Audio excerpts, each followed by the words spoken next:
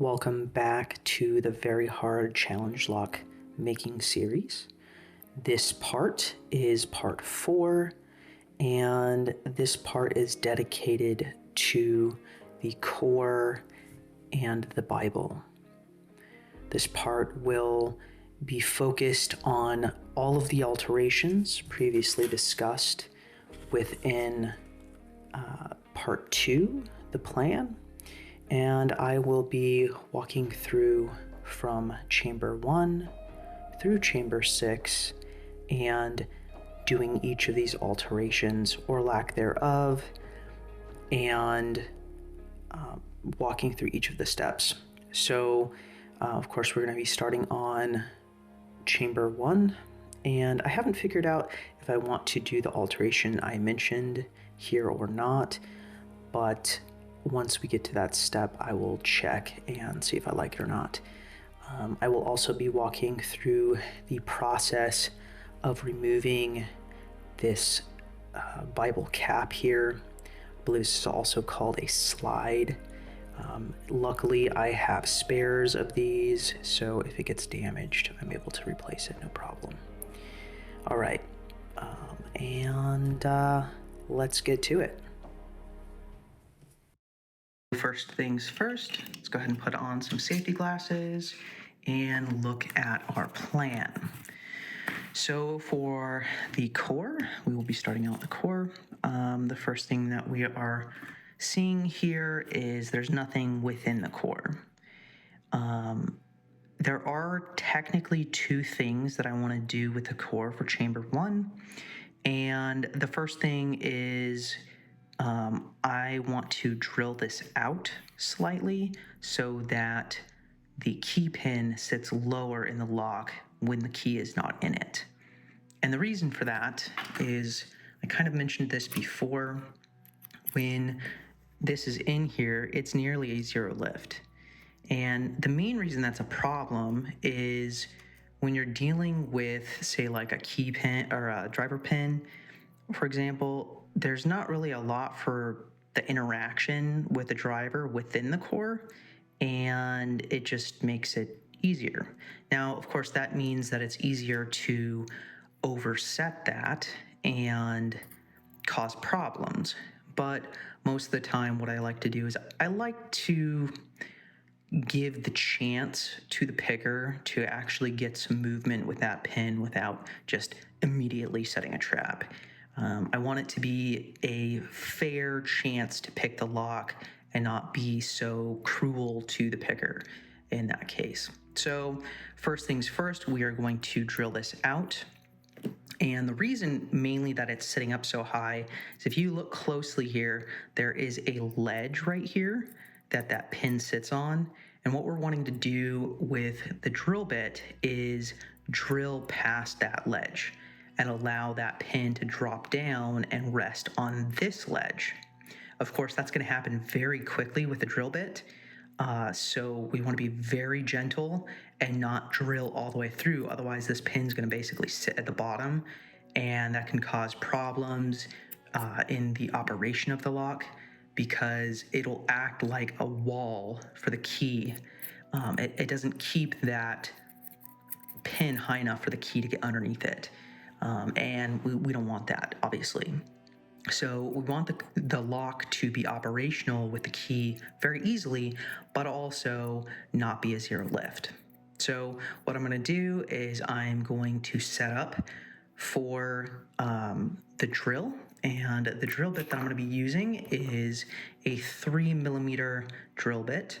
I will also put the core within a vise. I'm going to use my Panavise for that, and a standard drill, and I will have it here and just drill it out for a couple seconds. Now, since we are here and we already have it in the vise, I'm also going to do the same thing with chamber 4. Chamber 4 is the same situation, and I want that to sit lower. This is the only two chambers that I will be drilling out. And when I'm drilling this, this is mainly just to save time for the future for chamber 4. All right, so let's get to it. I will set up and we'll get this done. All right, let's go ahead and drill out chamber 1 and chamber 4. Something to note before I start drilling is to make sure that the drill bit is very aligned within the chamber. That is very critical. We want to go quickly, but keep it perfectly aligned within that chamber. We do not want to drill out any other parts of those chambers. All right, let's go ahead and get started.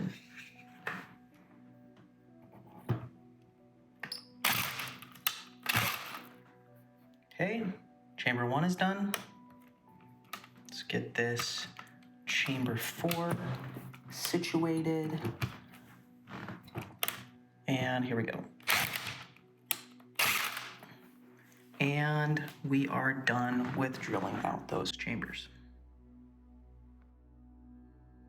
Now that we are done drilling out chamber 1 and chamber 4, the next step is to deburr those chambers.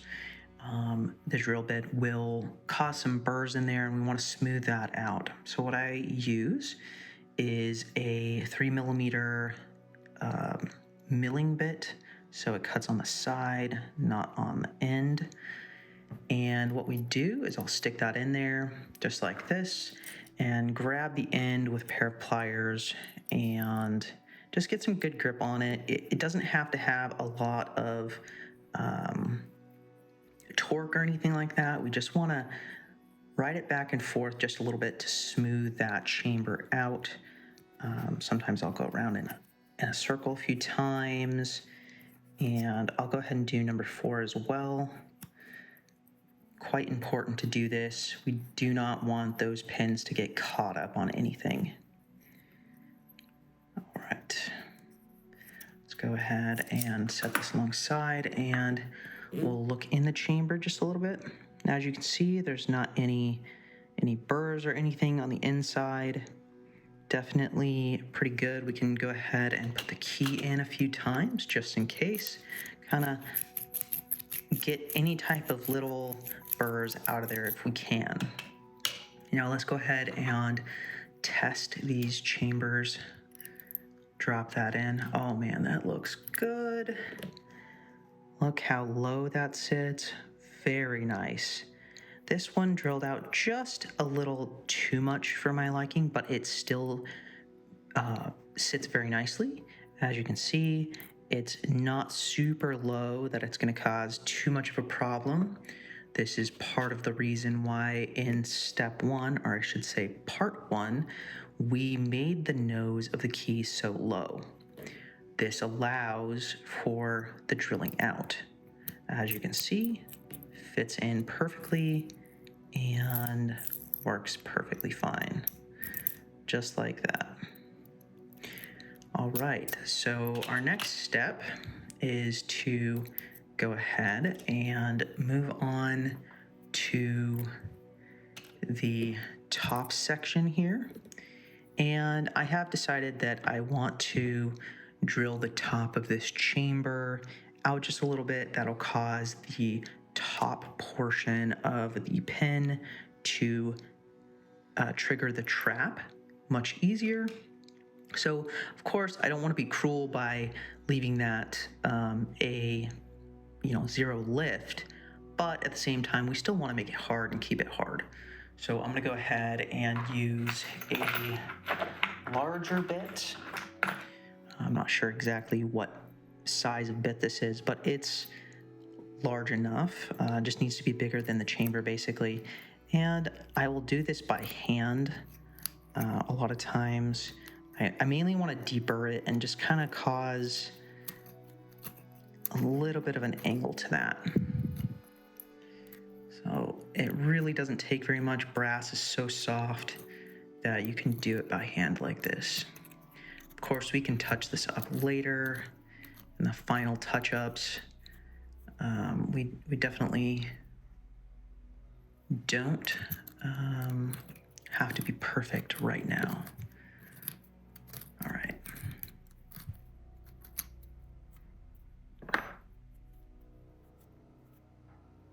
As you can see, this also helps with deburring the top edge if there is any. This one actually has a little bit of burrs on it as well, so I'm going to do that on here. And chamber 4, we had planned on doing this anyway, so basically chamber 1 and chamber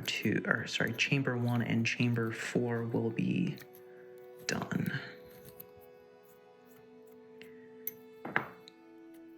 All right, I'm gonna go ahead and use this brush, just clean that brass up just a little bit, and let's look at it. Not a huge difference. There are a little bit of cuts, like off cuts there. We will want to touch that up. Can be hard if you're doing it by hand, but you definitely want to be, you don't want to take a drill bit or a drill to it due to the fact that you can damage it very quickly. So we want to do it with as least amount of power as we can, otherwise you can damage this chamber, and we don't want to do that. Okay. Of course, chamber 1's a little bit more difficult because you have this ledge to contend with. So you just kind of have to do it by eye and see how that works. All right, go ahead and clean this up again and move on to chamber 2. So for chamber 2 and 5, we are going to have to do a few different steps. So first off, I like to start out with doing the counter milling on the inside of the chamber first. And then I do the over milling on the top part, which is pretty simple, and then I thread it. That's the last step for both 2 and 5. Of course, these 2 chambers are going to be pretty much the hardest possible chambers, hardest thing that we'll deal with in this lock, hands down. And so it's going to be a little bit hard for me to show this. I will have to zoom in and try to get the angle just right. But essentially for the counter milling, I'm going to be using a few ball end, let's see if I can get these organized a little bit, ball end engraving tips for the Dremel. And this is the actual one I'm going to be using for a majority of it. This really helps to get a nice cutout inside. And for the edge, I like to put a little tiny like cutout inside of that undermilling, and this is like a square engraving tip. I do that with this. This really gets a really nice solid area for the tip of this driver pin to catch on. So I will attempt to show this process to the best of my ability. It's definitely going to be difficult, so we will see. And these are, by the way, these are standard engraving tips. You can buy the kit at like Lowe's, Home Depot, places like that. It's literally just the Dremel engraving kit, and it'll come with a majority of these. So let's go ahead and get attached. This is the standard collet like before, and we will set this up and I will get to it. All right, for drilling out the counter milling in chamber 2, mainly what we're wanting to do is make sure that we are being very safe, we are being very slow, and we have a good angle to our cuts. So essentially what I'm going to do is I'm going to stick in this bit, holding this very cautiously, very carefully, and get a deep angle just about here inside and drill this out just a little bit right here. Of course, I will be using the lowest RPM so that we have maximum control of the Dremel, as well as if nothing slips or anything like that. Of course, you can put this in a vise if you don't feel comfortable holding it by hand. I find that I get better control with it being in hand, and I like to hold it. It's not too bad. I go very slowly and I really focus on that angle, just digging that section out. So let's go ahead and get started.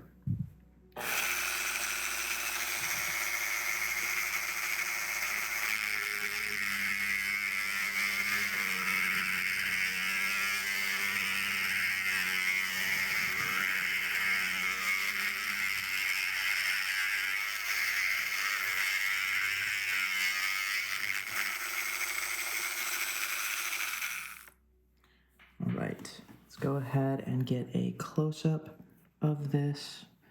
I'll try to clean a little bit of this off. And if you can see that very nicely, there's a little bit of a cutout in there. Of course, I had very light pressure, so it didn't dig out too badly, but I wanted to get the cutout all the way to the tip without destroying the shear line. Very important. You do not want to blow this out. So even if you have to go farther in and make the cutout, the ball cut, it's safer to do that than get too close. I just have quite a bit of experience with this, so I feel comfortable with getting it close to that edge. All right, I'm gonna go ahead and flip it around, make sure that I am on the right chamber, and do the same thing with the other side.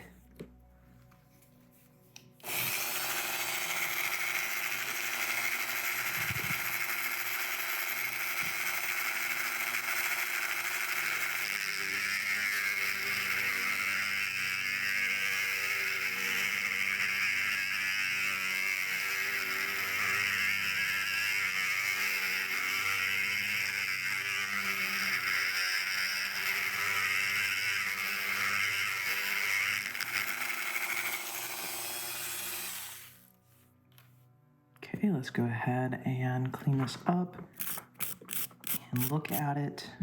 Let's see if this turned out good. This side, I got a little tiny bit closer to that shear line, but I think that's gonna be okay.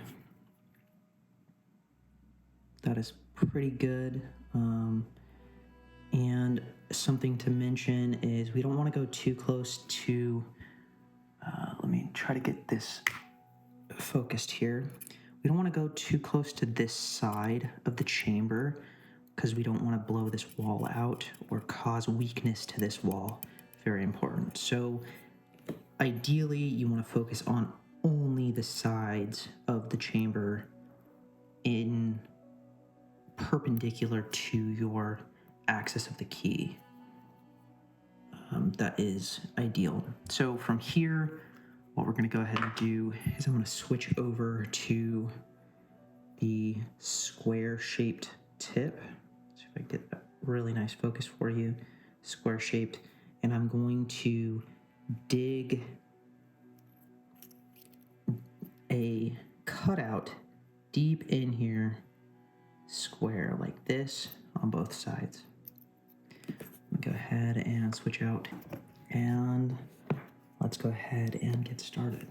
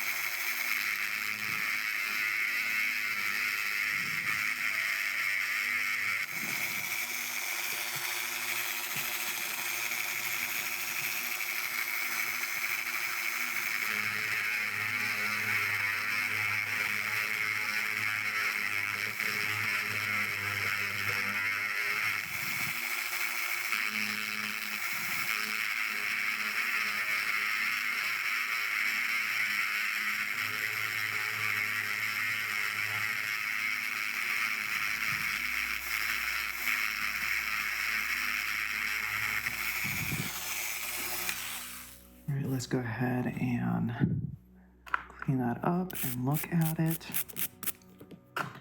See how well I did. It's a little hard to tell, but essentially I cut out that ball at a very sharp angle. So we have a flat area up underneath here. It is definitely difficult to show, but if I can get close enough here, you can kind of see a line there that causes it so it can, that tip here can get caught. Let's see if I can show you with the pin. Essentially, it can get caught like this. Look how good that gets caught. Of course, we can dig that out even farther, the whole ball and everything. We can make it larger, and that works. Very good quality grip to it. I think I might actually dig it out just a little bit farther, and with the larger ball end, and then go back with the square one. All right, let's go ahead and do this again.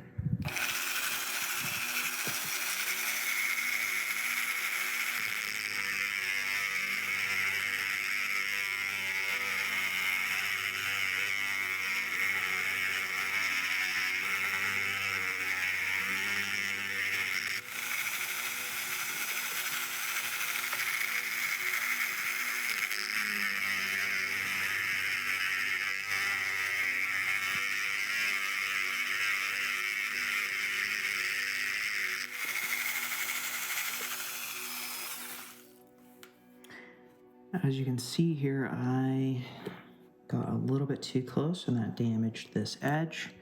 So we're gonna have to see if that is gonna cause a problem. Let's see here. Drop that in. Let's see if this can be fixed. Not quite sure that it is going to be able to be fixed. Oh, that's possible. Let me go ahead and zoom out again. And let me go ahead and drop this pin in here, taking a chance.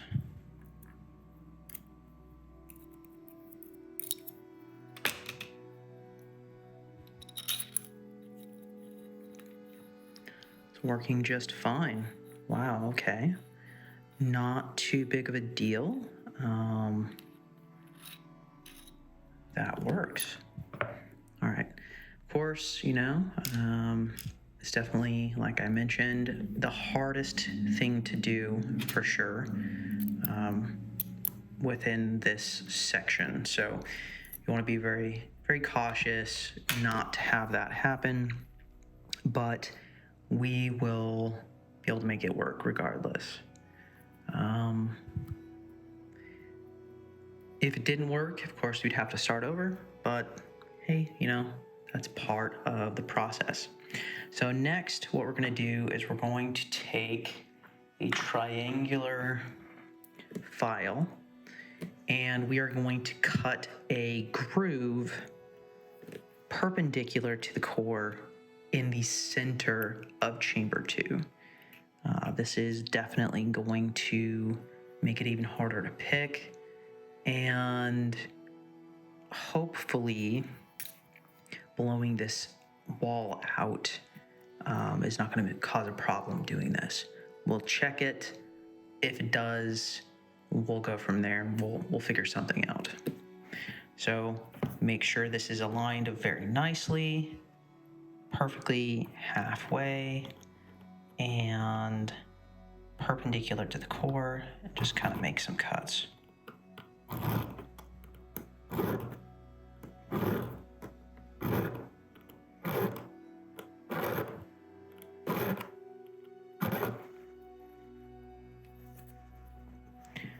am slightly off, but I think it's going to be okay.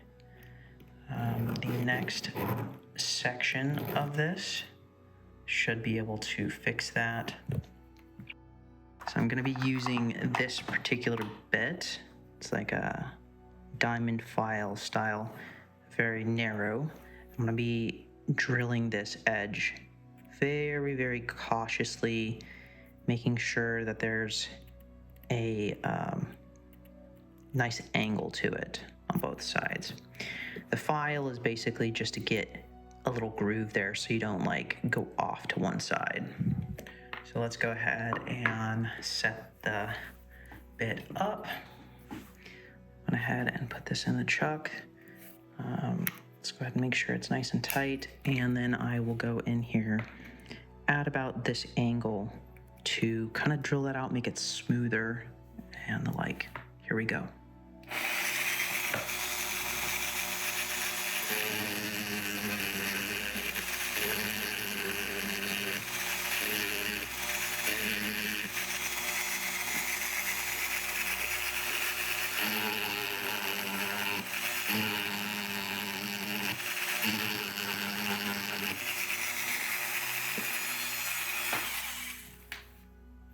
Let's go ahead and clean it up.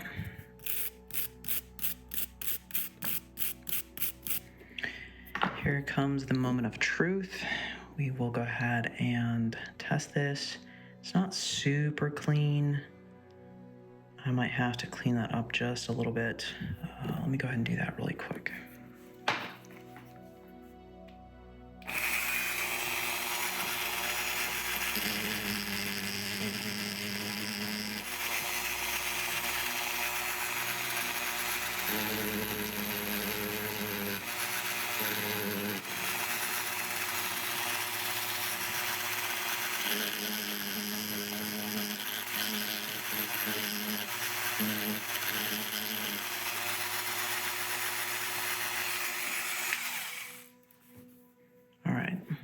Clean that up again and look at it. We'll see if this chamber still operates properly. Like I mentioned before, my cut was just a little bit off with the file, but hopefully this isn't going to be a problem. So let's go ahead and test it. And we will do this. Not quite sure this is gonna work. This side is, this wall here is definitely a bit too gone, but let's go ahead and test it regardless.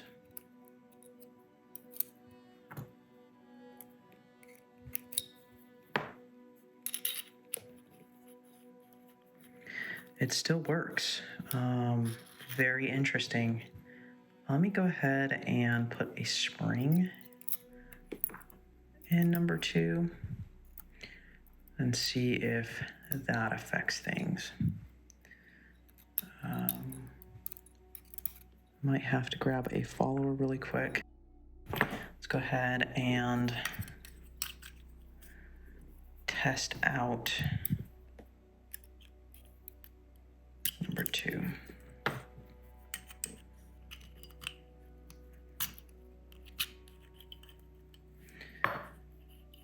Well, it definitely is working. That is for sure. That works. If it works, it works, right? Let's go ahead and put it in a few times. Okay, that could be an issue. Make sure that it's fully in there. And then let's test it. Now it works. If it works, it works. That is nice. We will have to be very cautious with chamber 5 and make sure that doesn't happen again. But if it works, it works. That's all that matters. And something to note on top of all of this is the reason I leave drivers. So the reason I leave drivers in the chambers that I have countermilling. The reason I leave the bottom so wide like this, it's the full size of the pin, is because you will catch in this area.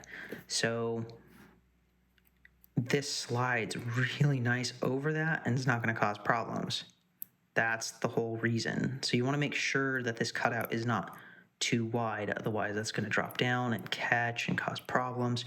But because this is so wide, it just slides like butter. So let's go ahead and test it in there. And look how much that goes in. It's a little hard to show, but look how much that catches in there. I mean, it's wonderful. Let me get it into angle. And let's see if we can. It doesn't quite catch the second time, or well, I guess this would technically be the first time. So we might want to drill this chamber out a little bit, actually.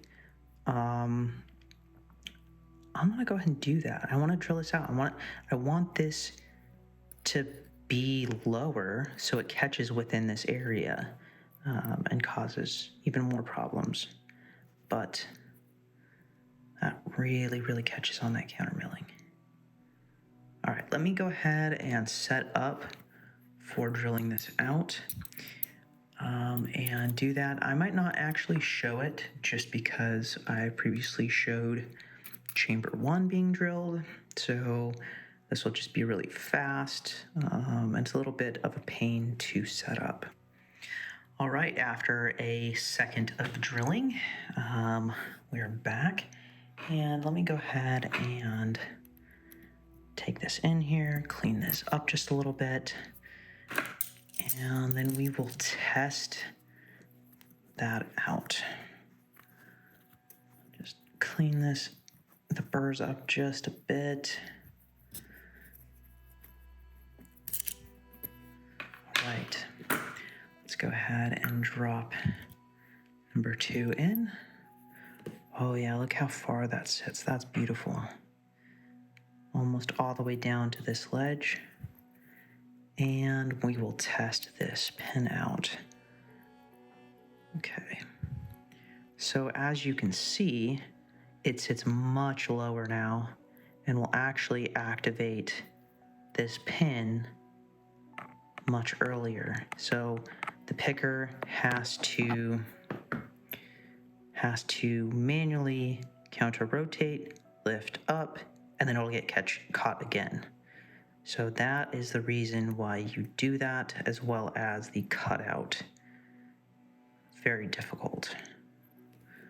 All right, now that the overmilling is done, we are going to go ahead and thread this chamber on top of everything, make it very hard. So I will go ahead and show you the tap that I have here. This is a Hansen 6-32NC and number 36. This is my main tap that I can tap these holes. I'm gonna put this in here and I'm gonna do this all by hand with my pliers and go very smoothly, very carefully, and try to keep this aligned as best as possible. Also, when you rotate it, don't just continue to rotate it. Go slowly, take like half a turn, back it out a little bit, do another half turn, back it out, so on and so forth. And this might be a little high pitch, so just I'll adjust it in post.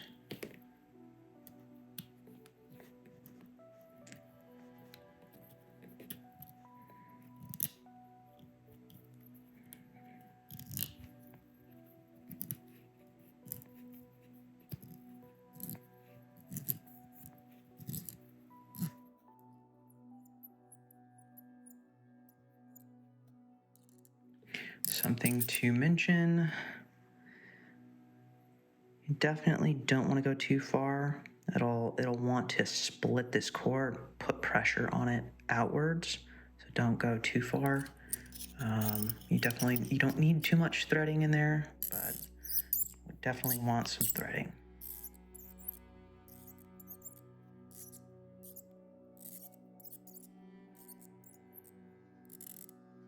Okay, it's getting tight, so we're at the bottom. It's all the way to the bottom. It's not putting too much pressure, so that's nice. Since we drilled this out, it definitely makes it easier. So we just back this out and get it out. Now we can look at this. Let's go ahead and clean it up just a little bit and see if we can see that threading. Very nice threading. Of course, this top is, like I showed before, not super clean. We will try to touch that up as time goes on. Something I also like to do after I do threading is since the tap will actually cut into the wall, and sometimes it'll force burrs out. What I'll do is I'll take this milling bit and stick it in there and clean it up a little bit afterwards, because that's the size of the pins, and we want to make sure that those pins will slide up and down easily when we're using the key. So I do that, and nice and clean. Let's go ahead and test it. We'll drop in number 2, put it in there, and we will go ahead and put the key in just to see if it catches. This can be kind of daunting a little bit. It definitely, I mean, it works. Everything is affected by the spring too, so the spring is going to want to force it straight down and not catch on those threads. Okay. There's a little bit of catch to it. These serrations on this pin are very sharp, so definitely can cause problems. But we will do that. I might clean it up just a tad, and then we will move on to chamber 5. Since we've done 1, we've done 4, and we're not doing anything with 3, so I'm gonna go ahead and move all the way to chamber 5.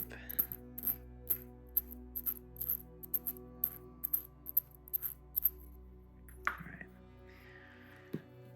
Let's go to chamber 5.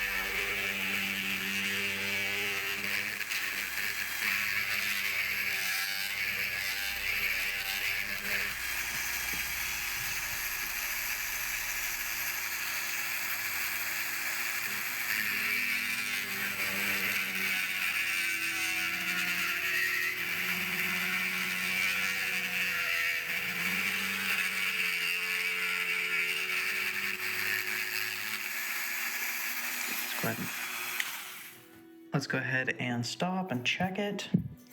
Clean this off. There definitely could be a little bit more cut out on it. And I might even touch up number 2 a little bit more. We want to get that very far in there and make those hard pins caught. Okay, we definitely want some more on number 5. Let's get to it.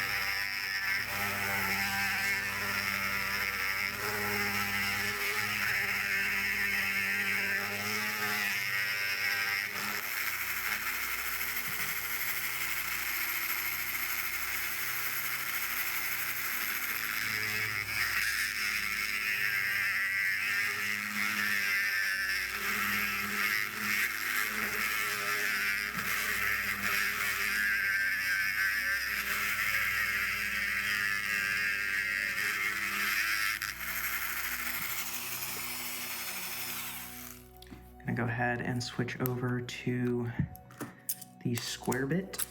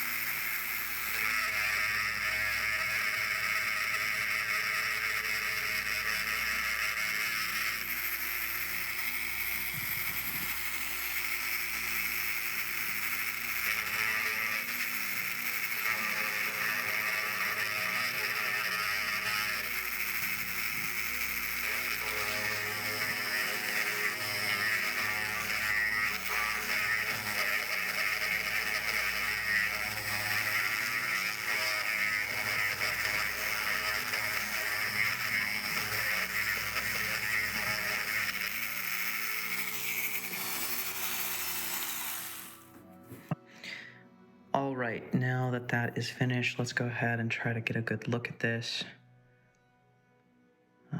That square bit definitely made a nice ledge. Let's go ahead and grab a pen and see how that works. Pretty nice. I may have to dig it out just a little bit longer. Okay, left side's a little bit nicer than the right side. I'm gonna dig that out just a little bit more with a ball end and then touch it up with the square bit once again. Here we go.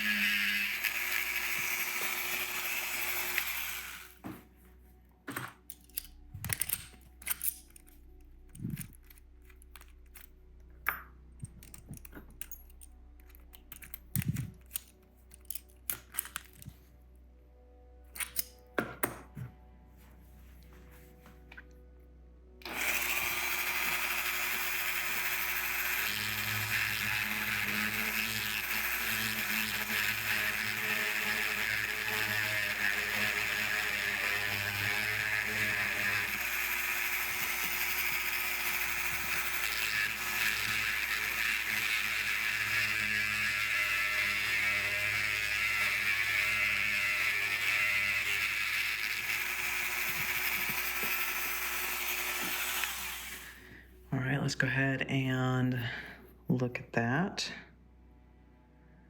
It's definitely dug out substantially more.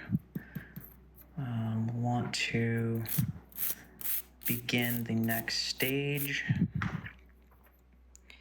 And we're gonna go ahead and grab a triangular file. Get right on it, just like this. Make my first mark.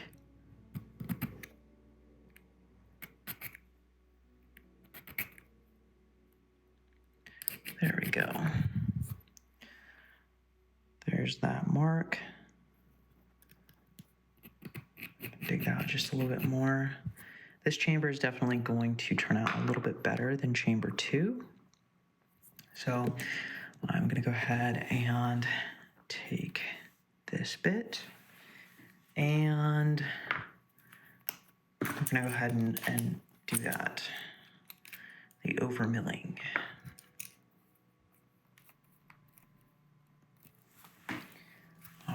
let's go ahead and get started. Go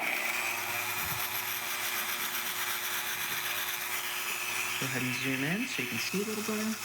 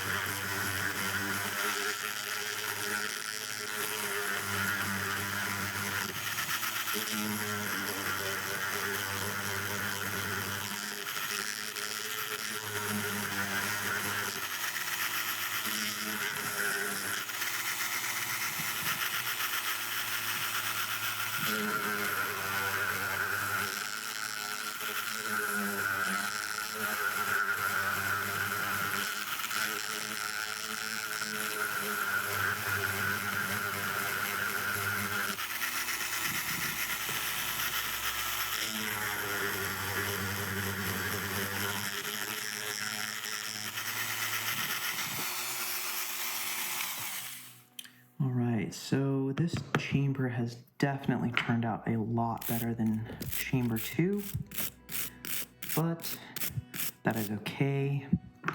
It's all a learning process. So this shape is more what you're supposed to go for, what you should be going for.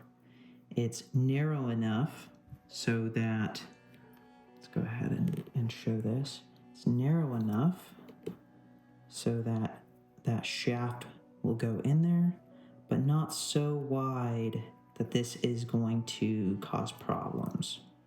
It needs to be right in the center of the chamber 2. So you want it to basically ride just like that. And same goes for both sides, as you want it to ride nicely and get stuck in each stage, just like that. Very nice. Good chambers so far. So maybe off camera I will adjust chamber 2 just a little bit to try to get it better to this position. I'm going to try to do it without damaging it, of course, but this for sure is what you are going for. You want it to be wide right here from this area here, but the cutout itself should be pretty narrow and in the center. This is what the ideal is right here. All right, I'm gonna go ahead and move on to the threading of the chamber. So I'll go ahead and back out, and we'll go ahead and thread this.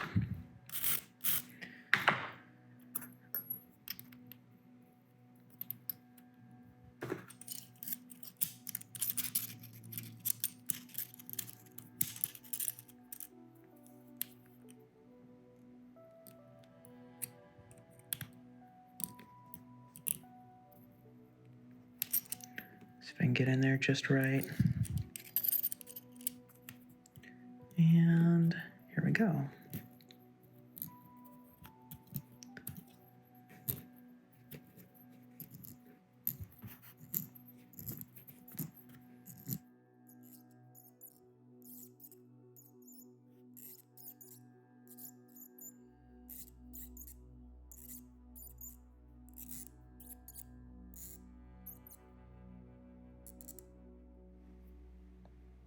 Okay, as you can see, we are at the bottom, so I'm gonna go ahead and back out. I definitely want to clean the threads as best we can on our way out.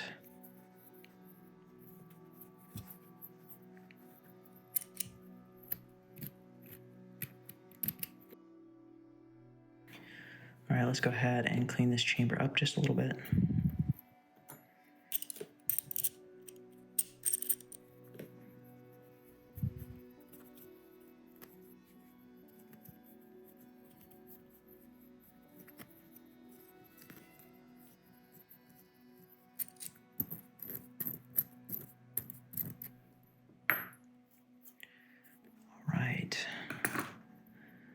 chamber 5 looks nice.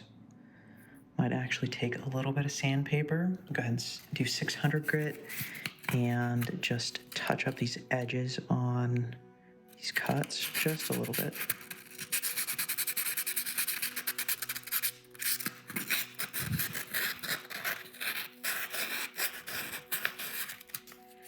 Okay, that's literally all it needs, just a tiny little bit of adjustment. And now we will go ahead and move on to chamber 6. And this chamber is quite easy. We are just going to thread it. So let's go ahead and start that.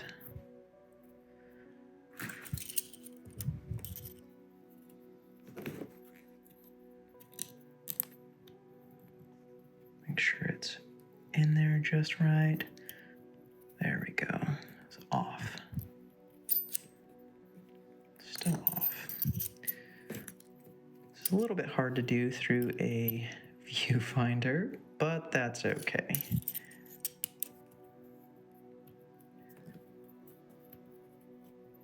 Find center here. Sorry if I'm off camera. It's a little awkward. There we go.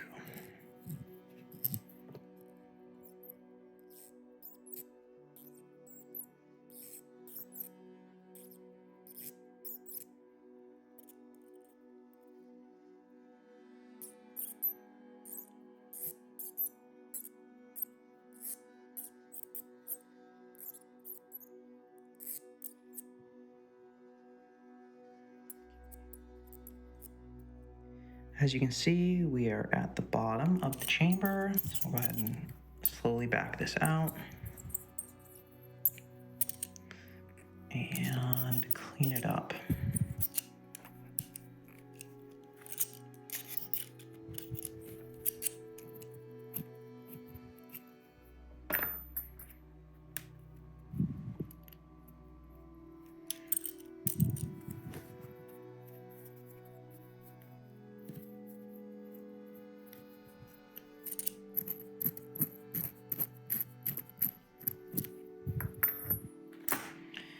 Right, and of course now that we threaded it, there's going to be a little bit of burrs. So I'm going to take a little bit of sandpaper and touch that up.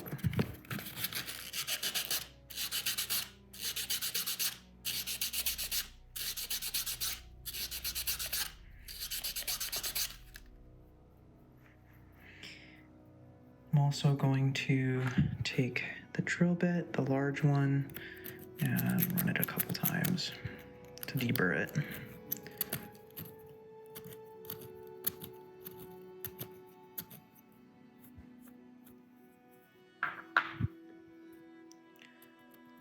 All right, I'm gonna go back on the sandpaper a little bit.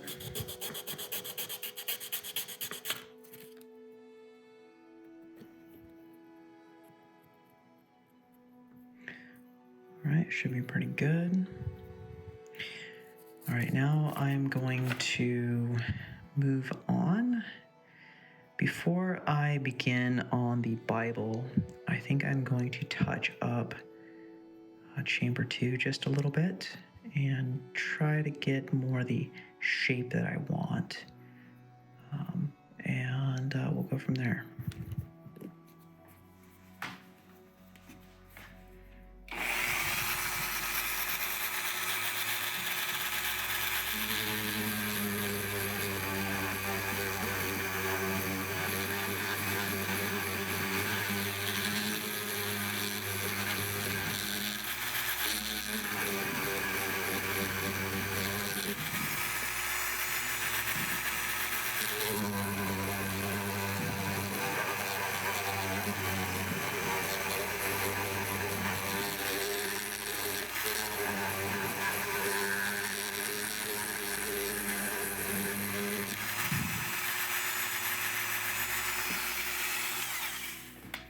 That was nice and quick.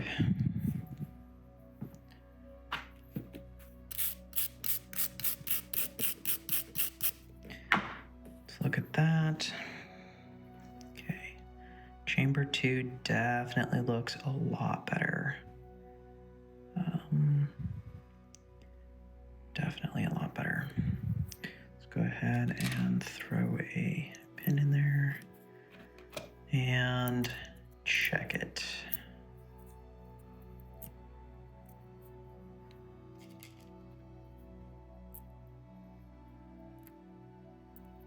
Believe that's gonna work. Okay.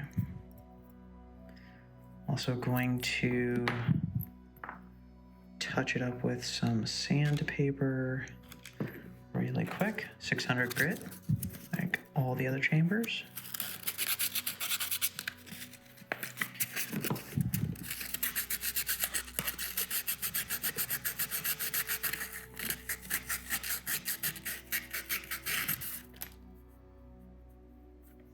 Pretty good. So now the core is finished as to what I wanted to do with it. Later on, I may make this cutout a little bit bigger and deeper. Not quite sure yet, but you know, it's a pretty simple core. Nothing too crazy. Some of my more evil locks, we'll say, have a lot more alteration than this. But this is definitely going to be a very hard core to deal with. All right, I'm gonna go ahead and clean up, and then we will move on to the Bible.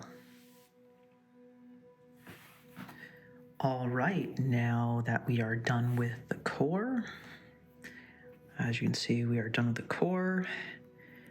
We will go ahead and move on to the Bible. And let's go ahead and look at our plan here. As you can see, pretty much the only thing we're going to do with the Bible is threading. So we no longer need our engraving bits. We just need this tab here. And the hard part to dealing with the Bible is actually removing this cap on top. A lot of times they press fit these in there, and so we have to forcibly slide them out, either the front or the back, depending on how you want to do it. And that can be a little bit tough. I believe in the professional world, they actually have special tools for this. And, you know, Picksmith could easily answer that question if you have that question, but I do not have one of those tools. So I use a punch and a nice little hammer to get it out. So I get a pretty solid piece of metal, and I'll put it up to the edge here. I'll just walk through this. And then very carefully, I will hold this in my hand, put this on the ledge, and I will show you this. This is a flat punch, and it's a 3/32. It's a Craftsman. There's the item number, I believe. So I'll do that, and I'll tap it out over the edge. This solid surface will help to brace the Bible and do less damage to it. So we will do that very gently, and I'll set up and do that. For the hammer, you can use any type of hammer to do it, but you want to be gentle. I'm going to be using a nice little brass hammer that I have specifically for doing this to be soft and not do any damage to the Bible. All right, let's go ahead and try to do this. I am going to look at it. This side is a bit rounded, so I might actually do it from this angle first. It also gives me a little bit more grip on it to do it. I mean, you got to be really, really cautious. This can slip and cause problems. You got to be really, really careful. Make sure you have eye protection and, keep your fingers out of the way so you don't hurt yourself. Let's go ahead and try to get this on camera very gently. It doesn't take a lot of pressure by any means. It just has to be very gentle and a little bit enough to get it out, basically.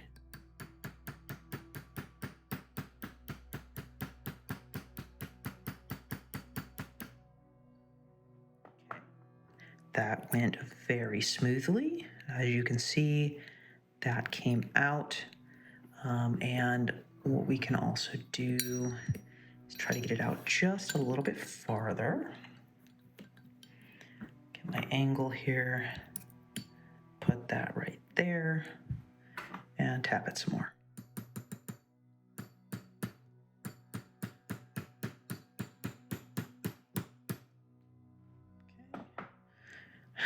Of course, I was doing this around my camera. Makes it a little difficult. But I'm going to grab this end very gently, kind of walk it out. There we go. Kind of slipped there, but I had good grip on it with these pliers. So that came out very nicely, much easier than I was expecting. Normally, these are kind of slightly corroded in there and can cause some issues. Getting it back in is going to be also quite difficult, but with how smoothly this came out, I don't think we're going to have too much of an issue. So let's go ahead and put this off to the side, get rid of our solid piece of metal, and let's go ahead and get this aligned, make sure that we are doing the correct chambers. We are going to do 1, 2, and then 4 through 6. Let me think about that. I'm not sure if I want to do 5 and 6 or not. I definitely want to do 6 for sure. And you know what? We might as well do 5 as well. Yeah, so let's do all of them besides number 3. That's all we have to do. And then the Bible is done for now. All right, let's go ahead and get this in here. And as you can see, we have to go from the top. That's the only way of accessing it. So let's just put that in there and go for it. Be very gentle. Keep your alignment just right.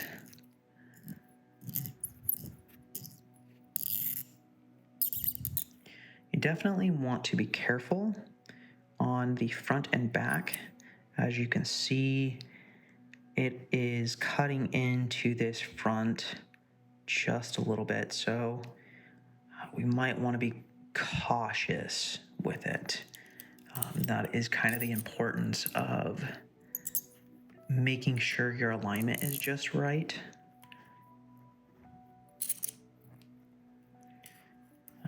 Make sure my alignment is not off too badly.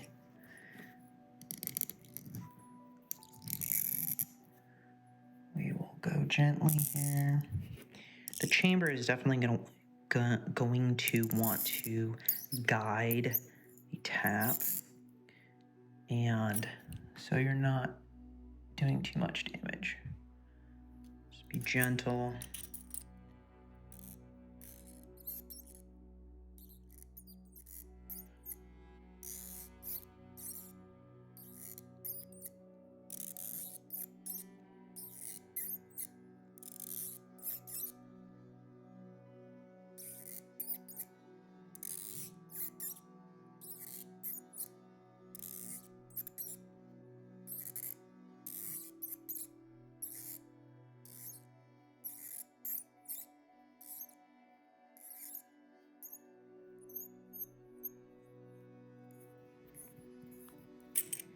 Okay, we are all the way through. as you can see, it definitely takes a little bit away from this wall. So we want to really be careful. If you're super worried about it, definitely don't, make sure the wall is not too thin. So if this were chamber 6, for example, I wouldn't suggest doing that side. But luckily, chamber 6 is, there's plenty of wall there. It shouldn't be a problem. There's more than enough wall left that there shouldn't be too much of an issue. Just have to be really careful.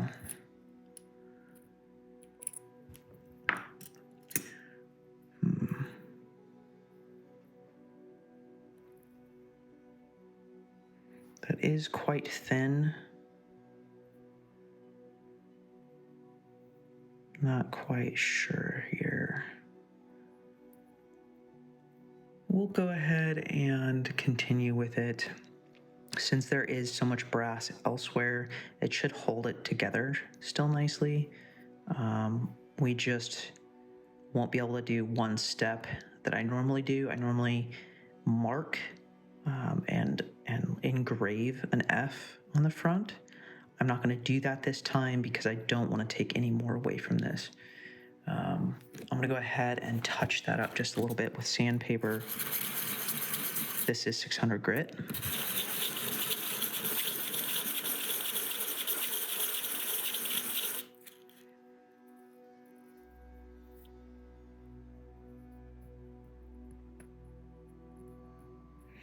So one sad thing about this situation is the picker is definitely going to know this is threaded.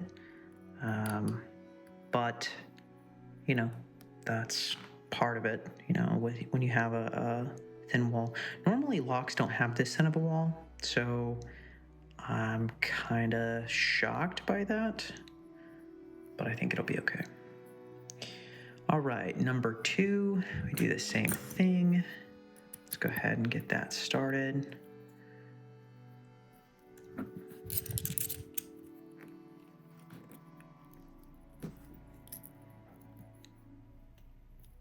Slightly off here. Let me get this aligned just right. There we go.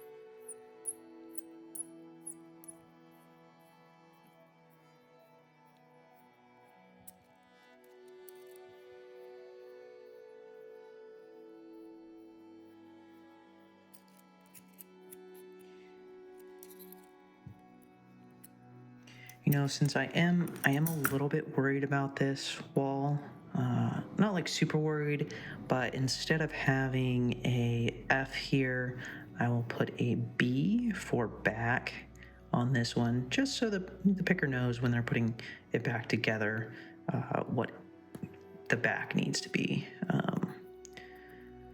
And worst case scenario, I just have to grab another core. I do have spares of these, so we can always replace that if it comes down to it.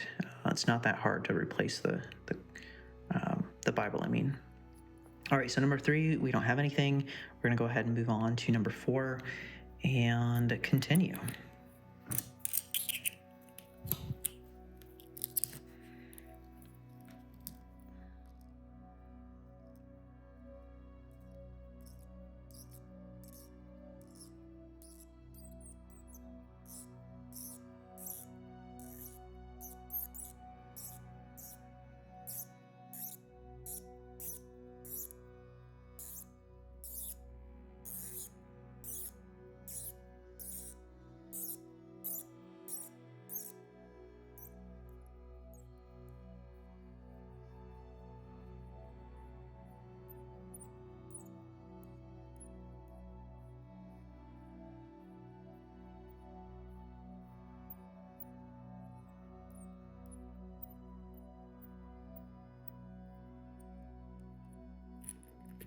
Okay, go on to number 5.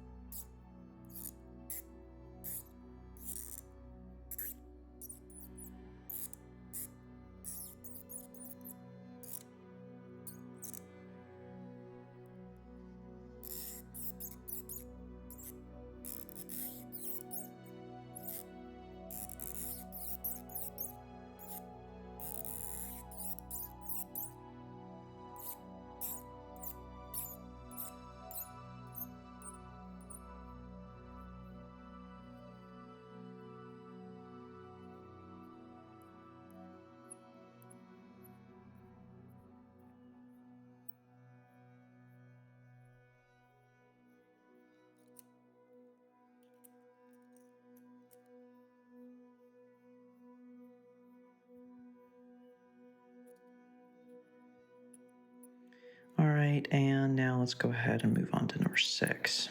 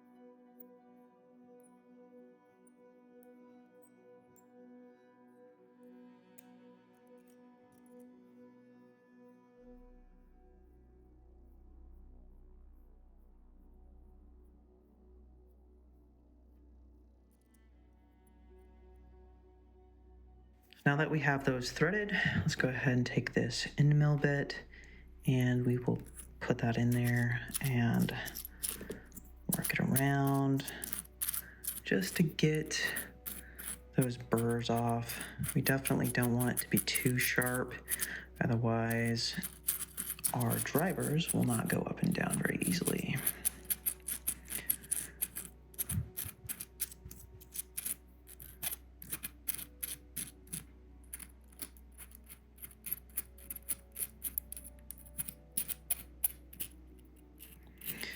Another thing to do, since we tap those out, sometimes there'll be a burr that gets blown out. And what we can do is we can take a little bit of sandpaper, just do like some 600 grit, take some 600 grit. What I'll do is I'll take a little piece off and I will kind of roll it up just a little bit, kind of like this. And I'll stick it in there and just kind of work it around. Of course, it would be smart to do this with, like, say, a Sharpie, for example. So go ahead and grab a Sharpie here. Take the end of a Sharpie and roll it around this. This really gives you a good angle, and then you can go like that and kind of work that in. And just clean those burrs off. Quite important. Let's go on both sides.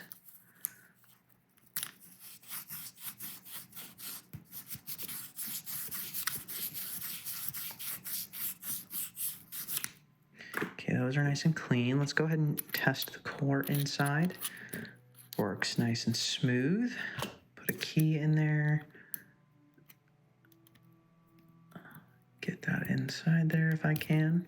Kind of work it around, make sure that it's smooth, and we are done. So like I mentioned, this is definitely a pretty thin wall, but I think it's going to be okay. we will play it by ear. Ideally, if I were to plan this out a little better, I would have taken this cap off and looked at these first, and then really focused on what chambers I wanted to thread. So like in my planning stage, I could have done that and decided not to thread this chamber at all because that wall is so thin. And we could have planned around that, but you live and learn. So I think it's gonna work just fine regardless. All right, so here comes the next hard stage. Let's go ahead and grab our piece again, our big slab of metal, and we're gonna try to put this slide back on. Luckily, since this one's rounded pretty nicely, we can slide it back in pretty weightly. And now that I'm looking at this, there's a little bit of roughness. So I'm gonna go ahead and take some sandpaper and we're gonna clean this edge up here just a little bit.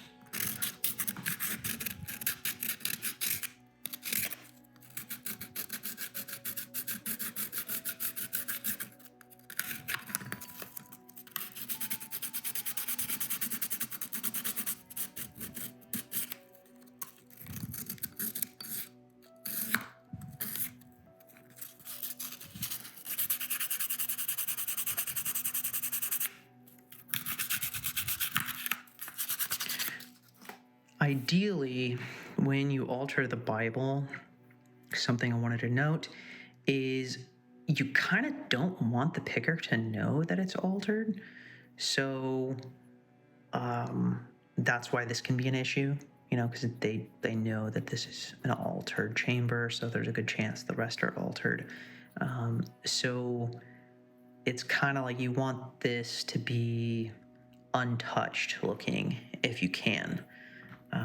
So you got to be really careful with putting this on, otherwise they could know as well. So we're going to go ahead and try something. I'm going to slide this in just nicely. But when it's sliding in nicely, I like to slide this in and then get it into like one of these little slots. Put it down here too. But you get it into a point where this slide is in kind of like a cutout or something. This is just how I personally do it. And then I'll take my hammer and tap it real close to here, very gently.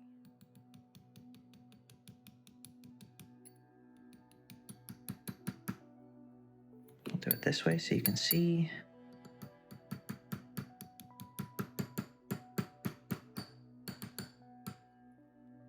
So there's that, and it really kind of looks like it hasn't really been touched, excluding this little cutout. But we can sand this section just a little bit too. Let's check it here. It doesn't look too bad. It kind of, it'd be hard to tell unless you really looked at it, but there's that. So now the Bible and the core are done, and we'll take our final look here in a moment. Now that we are done with the core and the Bible, let's go ahead and take a little bit of a closer look and see how we did. So as you can see here, chamber 2 pretty deep in there, and chamber 5 turned out pretty well. This definitely could be deeper. This little ledge here could be deeper, but that's okay. It's still going to be difficult because it's going to want to really tilt. That pin is just going to want to tilt like way over here. Let's see if we can grab that and show you. It's actually the other one, but the tilt is very, very good on both sides, so it'll work. And to actually use the right pin here, let's check number 5. Very nice. Nice tilt on both of those. And that works with the upper section as well, as you can see. This is going to be very difficult to deal with, and I think that's going to work really nicely. So of course, now that we have the core and the Bible done, we should put it together and test it for the first time. So I'm going to go ahead and do that. But before I do that, let's go ahead and make sure that we did everything correctly. So we have 1 is correct, of course, and then 2 and 5 are correct. And we really didn't do anything with 3 or 4. Let's see if we can focus on that for a second. And of course 6 is done. And let's go ahead and look at the Bible here. Get a light so you can see. So as you see here, 1 and 2 and 1 and 2 are nicely done. Not super prevalent in the bottom of 1, but that's okay because that side is pretty thin, that wall. Let's go ahead and look 4 through 5. All of them are pretty decent, and it doesn't look too touched besides this section there. All right, so now that we have a little bit of a closer look and a walkthrough of what we did, let's go ahead and put this thing together and see how it operates. I'm gonna grab a follower here and try to do this smoothly. Let's go with chamber 3 here first.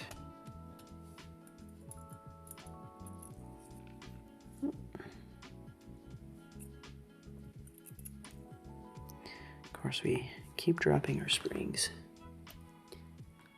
Get a better angle on it. All right. So let's go ahead and start. I did actually put one of my springs in number 4. That's okay though.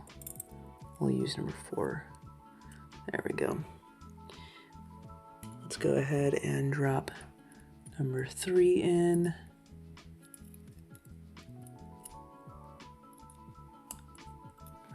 And we're also going to drop number 2 in. Let me get that back in frame. These are quite easy to put in because you can catch them on each of those sections. Now number 1 is going to be a little bit hard, so I would suggest if you do have a pin-in-pin design, put in the outer first. Try to get just a little bit in there, put that in there first, catch it like that, and then take the inner, making sure not to drop it, and drop that in there. Now once it's like that, then push that in all the way and you're good to go. Let's flip this around. Since we have a spring in 4, let's work on 5 and 6. And we will work backwards.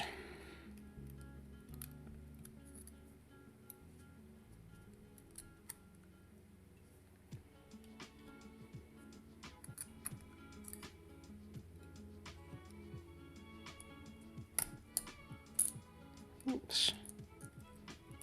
I accidentally got that out.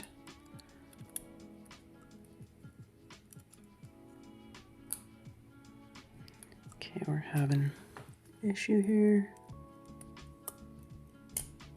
There we go. Like I mentioned in part 3, this chamber can be put in either way. So we will just do that, and if we want to change it, we can later.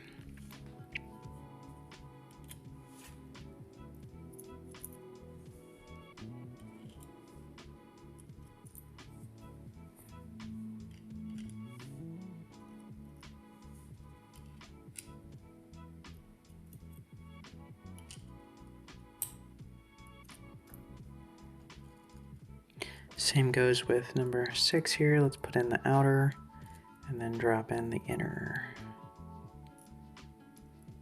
See if we can get that in there. All right. Now let's go ahead and grab this key and make sure that that's all smooth.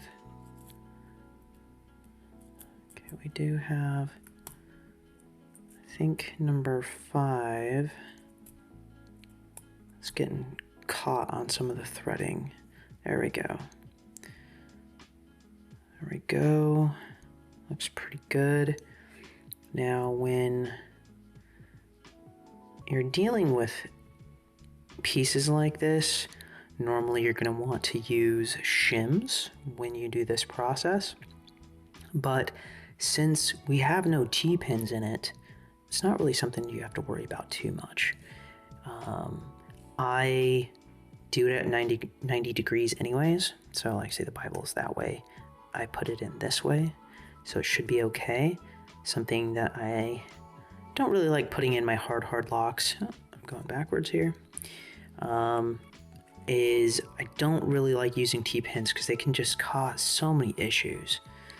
So let's go ahead and keep it at 90 degrees and see if we can get this in here nice and gently. All right. For now, I'm just going to screw this on here. I'm gonna have to take it apart a little bit later. So, you know what? Instead of that, I actually am gonna put this completely together. Let's grab a spring here.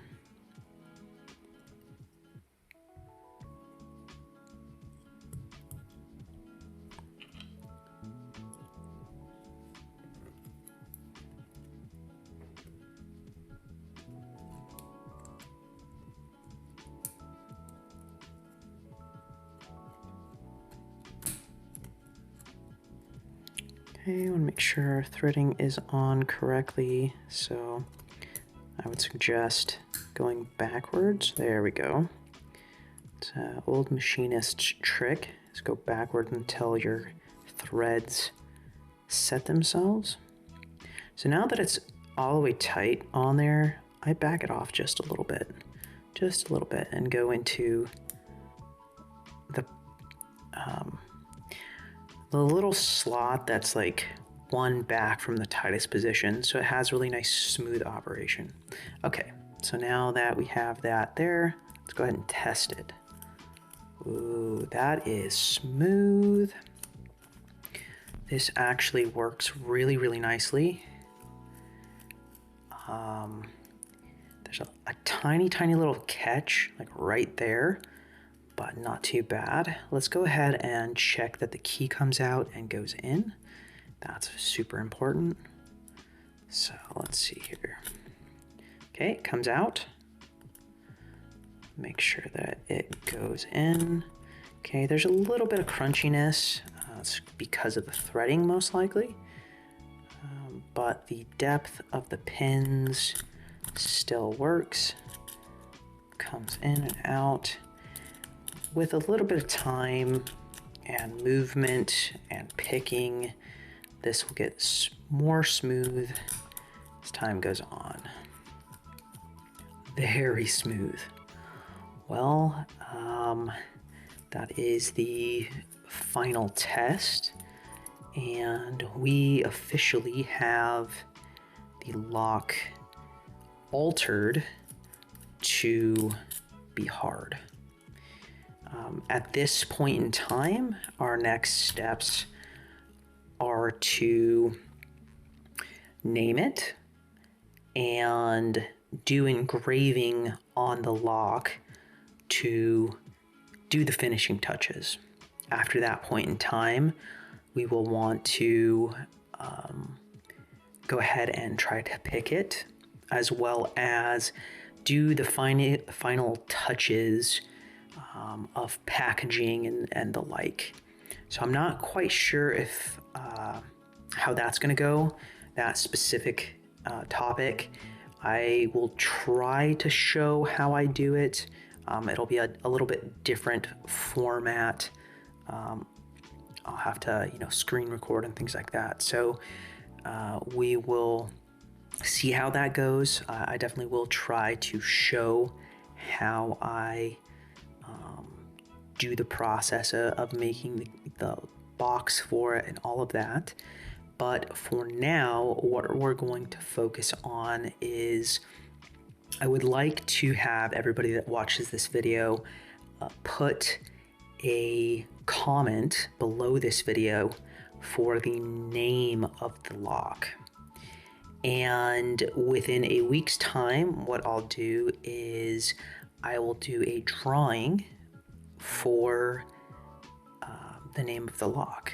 Of course, like I mentioned before, I also will use my best judgment on the name.